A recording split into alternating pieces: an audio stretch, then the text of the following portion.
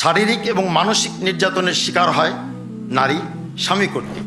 পুত্রবধূ তিনি নির্যাতিত হন নিজ শাশুড়ি কর্তৃক। শাশুড়ি নিজে যেরকম নির্যাতিত হয়েছেন বা হননি যাই হোক, কিন্তু পুত্রবধূকে শাস্তি দিতে ভালোবাসেন অনেক ক্ষেত্রে আমরা দেখে থাকি।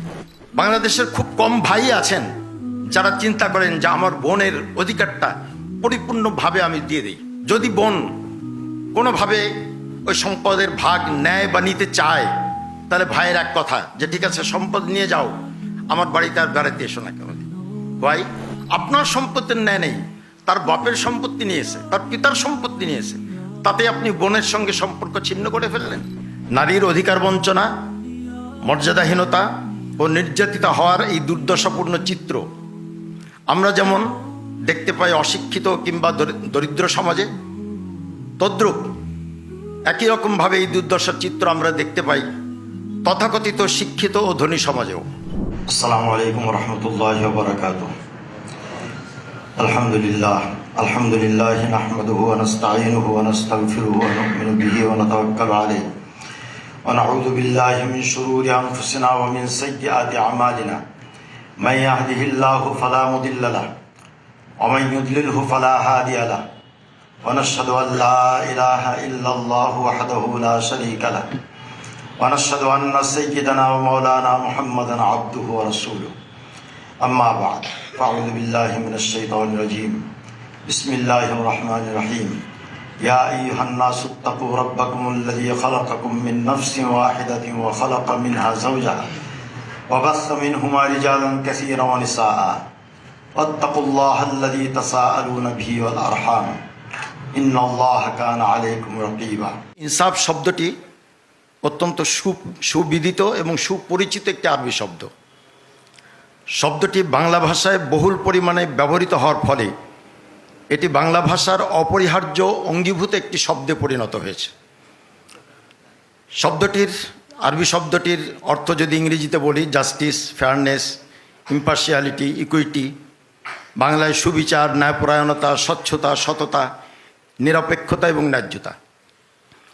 ইনসাফ শব্দটির অর্থ বলতে গিয়ে ইংরেজি বাংলা মিলিয়ে আমি বেশ কতগুলো শব্দ ব্যবহার করেছি, কিন্তু ইনসাফ শব্দটি উচ্চারণ করলে আমাদের হৃদয়ে যে অর্থ চিত্রিত হয়, যে দোতনা এবং ব্যঞ্জনা আমাদের অন্তরে অনুরণিত হয়, আমার মনে হয় এইসব ইংরেজি বা বাংলা শব্দের কোনোটি এই ইনসাফ শব্দের যথার্থ প্রতিনিধিত্ব করতে পারে না। কাজেই ইনসাফ শব্দটিকে কোন একটি নির্দিষ্ট অর্থের গণ্ডিতে সীমাবদ্ধ করে দিলে তা হবে শব্দটির সংক্ষেপে ইনসাফি, অন্যায় ও অবিচার।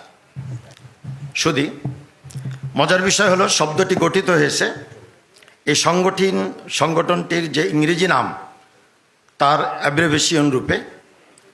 প্রত্যেকটা শব্দের আদ্যাক্ষর নিয়ে এই শব্দটি গঠিত হয়েছে। এর অ্যাম্প্লিফিকেশন হচ্ছে ইংরেজি নাম যেটা initiative for nobility, safety and awareness of females, অর্থাৎ নারীর মর্যাদা, নিরাপত্তা এবং সচেতনতা তৈরির লক্ষ্যে উদ্যোগ। সংগঠনটি প্রতিষ্ঠা লাভ করেছে মূলত নারীর প্রতি সামাজিক ও পারিবারিক নানা রকম অন্যায় অবিচারের প্রতিকার কল্পে এবং নারীর যথাযথ মর্যাদা প্রতিষ্ঠার লক্ষ্যে। নারীর মর্যাদা, নারী অধিকার ও নিরাপত্তা বিষয়ে সারা দেশে জনসচেতনতা সৃষ্টির লক্ষ্যে।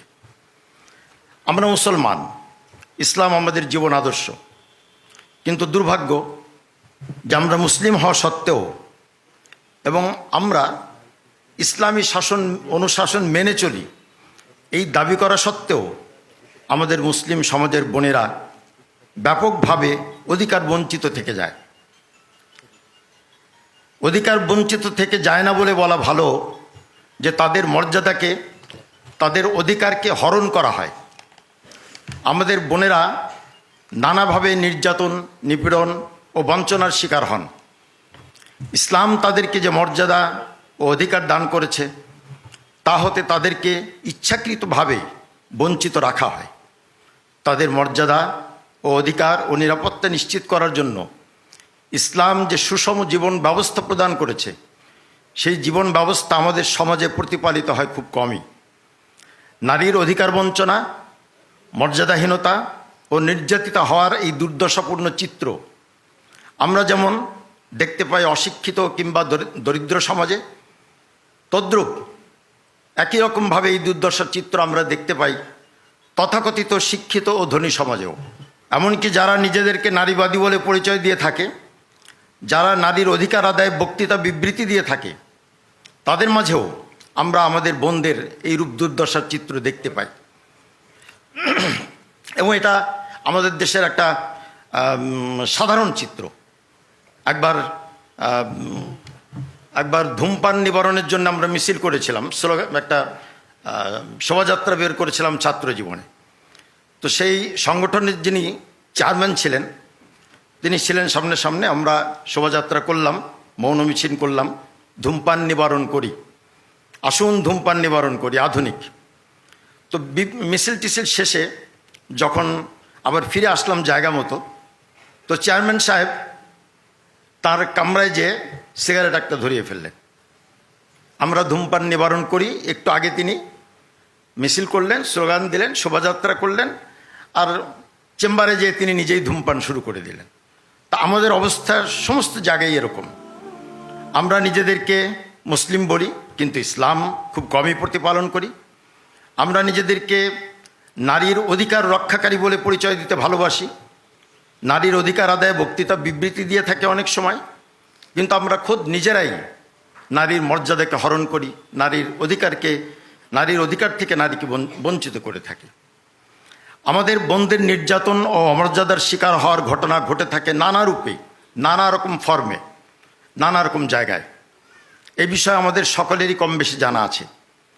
ঘরে, গৃহে নারী কাদের হাতের নির্যাতনের শিকার হয় এটা আমরা সবাই জানি। স্বামী কর্তৃক নির্যাতিত হয়, হ্যাঁ, কোনো কোনো ক্ষেত্রে স্ত্রী কর্তৃক স্বামী নির্যাতিত হয়, কিন্তু যেহেতু সেটা আমাদের এখানের মূল আলোচ্য বিষয় নয়, সেটা আমরা আলোচনা করব না এখানে।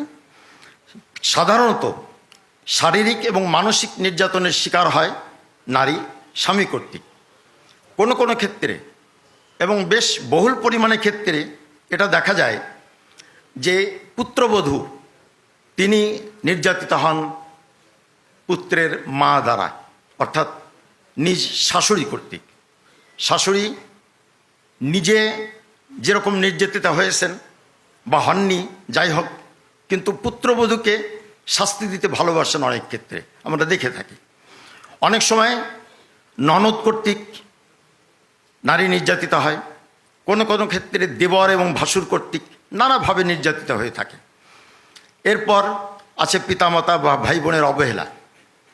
যদি কোনো নারীর, বিবাহিতা নারী যদি শ্বশুরবাড়ির অশান্তি, স্বামীর সঙ্গে তার অশান্তি, স্বামীর যৌতুকের ব্যাপারে স্বামীর চাপ, শ্বশুর শাশুড়ির চাপ ইত্যাদি নানা কারণে নির্যাতনের ঘটনা ঘটে থাকে, আর মেয়ে যদি তার বাবা মায়ের কাছে যে বলে যে আমার এই অবস্থা, তখন অধিকাংশ ক্ষেত্রেই বাবা মা বলে থাকে একটু সবর করো, ধৈর্য করো, ধরো, অ্যাডজাস্ট করে নাও। আমাদের দেশে ঘটনা ঘটে থাকে, ভারতে তো খুব বেশি ঘটে, যে এই অ্যাডজাস্ট করার কথা বলতে বলতে এরকমভাবে বলে, শেষ পর্যন্ত ওই পুত্রবধূ, ওই মেয়েটা নিজেকে যখন অসহায় দেখতে পায়, যে দুনিয়ায় তার কেউ নেই, না স্বামী, না শাশুড়ি, না আপন পিতামাতা, না ভাই বোন, সবাই আমার থেকে গা বাঁচিয়ে চলতে চায়, আমাকে শান্তি কেউ দিতে চায় না, তখন সে আত্মহত্যার পথ বেছে নেয়। এটা আমাদের সমাজে বহুল পরিমাণে পরিলক্ষিত হয়। সম্পদ নিতে গেলে, আচ্ছা, এটা ব্যাপক ঘটনা। অনেক দিনদার ভাই যারা নিজেদেরকে অত্যন্ত উচ্চ পর্যায়ের দিনদার বলে মনে করে থাকি, আমাদের দ্বারাও অনেক ক্ষেত্রে আমাদের স্ত্রী লাঞ্ছিত হয় এবং তারা অধিকার বঞ্চিত হয়ে থাকে। এছাড়া কর্মস্থলে নারী যৌন নিগ্রহের শিকার হয় ঊর্ধ্বতন কর্মকর্তা কর্তৃক। সমস্ত সেক্টরে, আমি কোনো একটা বিশেষ সেক্টরের নাম বলবো না, সরকারি বেসরকারি সমস্ত জায়গায় কর্মস্থলে নারী তার যৌন নিগ্রহের শিকার হয়ে থাকে কোনো না কোনো ফর্মে, তাদের ঊর্ধ্বতন কর্মকর্তা কর্তৃক, কোনো কোনো ক্ষেত্রে সহকর্মী কর্তৃক। গণপরিবহনে নারীর নিগ্রহের শিকার হওয়ার বিষয়টি, এটাও আমাদের কারো অজানা নেই যে গণপরিবহনে ব্যাপকভাবে নারী অ্যাবিউজিংয়ের শিকার হয়, অ্যাসল্টমেন্টের শিকার হয়, যৌন নিগ্রহের শিকার হয়ে থাকে। উত্তরাধিকারী হিসাবে নারীকে বঞ্চিত করার ঘটনা তো ব্যাপক ব্যাপক ব্যাপক একটি ঘটনা। দিনদার তারাও বিশেষভাবে ভাই তাকে বঞ্চিত করে থাকে। বাংলাদেশের খুব কম ভাই আছেন যারা চিন্তা করেন যে আমার বোনের অধিকারটা পরিপূর্ণভাবে আমি দিয়ে দিই। সমস্ত ক্ষেত্রেই ভাইয়েরা বোনদেরকে বঞ্চিত করার চেষ্টা করে থাকে। দুঃখের বিষয় হলো এক্ষেত্রে পিতামাতাও অনেক ক্ষেত্রে তাদের পুত্র সন্তানদেরকে প্রাধান্য দিয়ে থাকেন এবং কন্যা সন্তানকে অগ্রাধিকার মানে প্রাধান্য তো দেয়নি না, বরং বঞ্চিত রাখতে চেষ্টা করেন। লিখে দিয়ে যান পুত্র সন্তানের নামে সম্পত্তির ম্যাক্সিমাম অংশ বা প্রায় পূর্ণটা লিখে দিয়ে যান কন্যাকে সম্পূর্ণরূপে বঞ্চিত করে। আর যদি বাবা মা লিখে নিয়ে না যান তাহলে পরবর্তীতে ভাইয়েরা তাকে বঞ্চিত করে থাকে। যদি বোন কোনোভাবে ওই সম্পদের ভাগ নেয় বা নিতে চায় তাহলে ভাইয়ের এক কথা যে ঠিক আছে সম্পদ নিয়ে যাও, আমার বাড়িতে আর বেড়াতে এসো না কেন। ভাই আপনার বাড়িতে তো যে কোনো একজন মেহমান গেলে আপনি আদর সম্মান করেন, সে তো আপনার কাছ থেকে কোনো সম্পত্তি নেয় নেই বা আপনিও তার কাছে কোনো সম্পত্তি পান না। বোনের মানে ন্যায্য অধিকারটা শুধু নিয়ে গেছে, আপনার সম্পত্তির ন্যায় নেই, তার বাপের সম্পত্তি নিয়েছে, তার পিতার সম্পত্তি নিয়েছে, তাতে আপনি বোনের সঙ্গে সম্পর্ক ছিন্ন করে ফেললেন, বলে দিলেন যে আমার বাড়িতে আর আসবে না কোনো দিন। এটা ব্যাপকভাবে মনে করা হয় যে ও তো সব নিয়ে গেছে, এখানে আর কেন আসবে। এটা একটা ব্যাপক রোগ আমাদের সমাজে। তো এই নিয়ে এর লম্বা কথা, এ নিয়ে অনেকেই ব্যক্তিগতভাবে চিন্তা করেছেন এবং কাজ করেছেন। আমার জানা মতে প্রফেসর হজরত মরহুম হামিদুর রহমান সাহেব এবং তার ঘনিষ্ঠ ব্যক্তিবর্গ, এখানে বায়তুল মোকাররমের খতিব সাহেব আছেন হজরত মৌলানা আব্দুল মালিক সাহেব, হজরত মৌলানা আবুল বাসার দামত বারাকাতুহুম যিনি প্রবন্ধকার, ব্যক্তিগতভাবে এই বিষয়ে ব্যাপকভাবে কাজ করেছেন। কিন্তু সমাজে ব্যাপকভাবে বিস্তৃত কোনো রোগ দূরীভূত করতে হলে ব্যক্তিগত উদ্যোগ যথেষ্ট নয়, এটা আমরা জানি। প্রয়োজন সামষ্টিক উদ্যোগ এবং পরিকল্পিত এবং দীর্ঘস্থায়ী উদ্যোগ।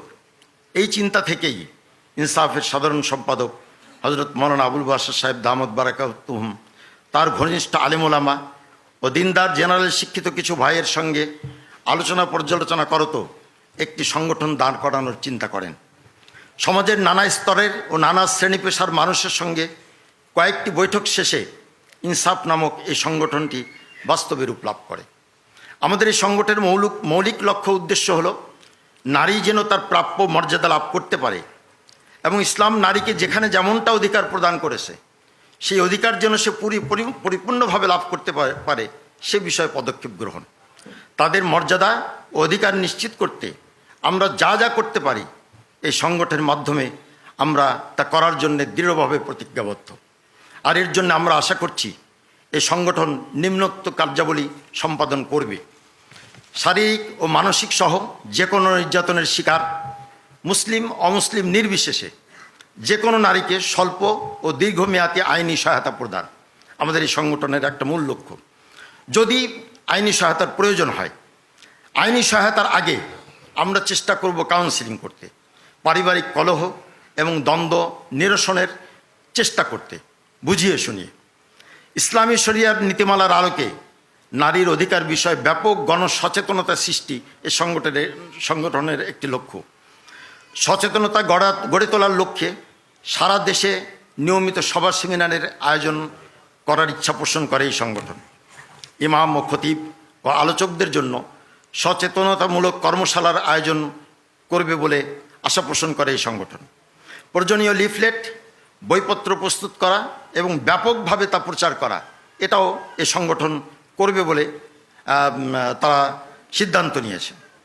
পারিবারিক কলহ নিরসনে কাউন্সেলিংয়ের ব্যবস্থা গ্রহণ, মিরাস বঞ্চিত নারীকে মিরাস পাইয়ে দিতে সংশ্লিষ্ট ব্যক্তিবর্গের সঙ্গে আলাপ আলোচনা করা, যারা বঞ্চিত করছে তাদেরকে নিজ বোন বা ফুফুদেরকে সম্পদ হতে বঞ্চিত করার ভয়াবহ কুফল সম্পর্কে ধারণা প্রদান করা এবং বোন বা ফুফুদেরকে প্রাপ্য সম্পত্তি বুঝিয়ে দিতে উদ্বুদ্ধকরণ এবং প্রয়োজনে নারীকে আইনি সহায়তা প্রদান। কথায় কথায় তালাক প্রদানের যে চর্চা সমাজে বিদ্যমান তা প্রতিরোধে তালাকের কুফল সম্পর্কে জনগণকে সচেতন করা, তালাক সম্পর্কে যেসব নেতিবাচক দুটোই আছে, একটা হলো কথায় কথায় তালাক দিয়ে থাকে, তালাক কোন পর্যায়ে দেওয়া চাই, কোন কথায় তালাক হয়ে যায়, এ সম্পর্কে গণসচেতনতা তৈরি দরকার, খুব বেশি বেশি দরকার। আবার এদিকে তালাক সম্পর্কে ইসলামোফোবিয়াদের মাঝে একটা নেতিবাচক ধারণা সমাজে বিদ্যমান, সেই ধারণাটাকেও আমরা দূরীভূতকরণের জন্য বিভিন্ন পদক্ষেপ গ্রহণ করার আশা পোষণ করি। তা আমি আমার কথাকে আর লম্বা করব না, মোটামুটি এই কতগুলো লক্ষ্য এবং উদ্দেশ্য আপনাদেরকে আহ্বান করা হয়েছে এই জন্যেই যে আপনারা আমাদেরকে সুপরামর্শ দেবেন এবং যত রকম সহায়তা প্রয়োজন, লজিস্টিক সাপোর্ট, তারপরে মানসিক সাপোর্ট, তারপরে দরকার হলে কায়িক সমর্থন, দৈহিক শ্রম এই সংগঠনের পিছনে ব্যয় করা, এবং সবচেয়ে বেশি সবার কাছে একদম ব্যাপকভাবে যেটা চাওয়া সেটা হচ্ছে এই সংগঠনের উদ্দেশ্য সিদ্ধির জন্যে এ যেন তার লক্ষ্যে পৌঁছতে পারে, গন্তব্যে পৌঁছতে পারে, সেজন্য সবার কাছে কায় মনোবাক্যে আল্লাহর কাছে যেন দোয়া করেন সবাই। এজন্য সবার কাছে অনুরোধ যে এই সংগঠনের জন্যে সবচেয়ে বড় যে পথেও আমরা সাথে নিয়ে চলবো আমাদের, সেটা হচ্ছে আপনাদের দোয়া। আর অন্যান্য সহায়তা যে যেমনটা পারে সেমনটা করবে, এই আশা ব্যক্ত করে আমি আমার বক্তব্য শেষ করছি। অনেক ভুল ত্রুটি হতে পারে, সেজন্য আমি আপনাদের কাছে ক্ষমা চেয়ে নিচ্ছি। ওয়া আখিরু দাওয়ানা আলহামদুলিল্লাহি রাব্বিল আলামিন।